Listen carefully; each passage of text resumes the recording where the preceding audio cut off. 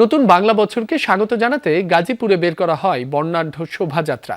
সকালে জেলা প্রশাসকের কার্যালয় থেকে বের হয় শোভাযাত্রাটি।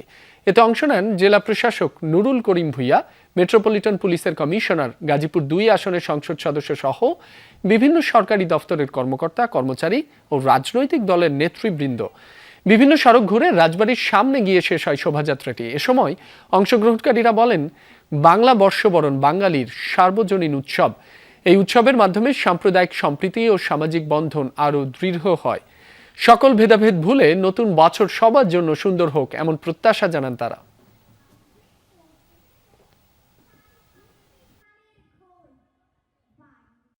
পহেলা বৈশাখের সাথে কৃষক, কৃষিজীবী মানুষের এবং আমাদের যে নববর্ষের যে হালখাতার একটি সম্পর্ক রয়েছে, সেই পুরনো সম্পর্কটি, সেই পুরনো কালচারটি আমরা ফিরিয়ে আনার জন্য, এবং সেটি আমাদের মূল কালচার এবং সেটি আমাদের ঐতিহ্যের একেবারেই শিকড়ে আছে, সেটি নিয়েই আমরা কাজ করছি।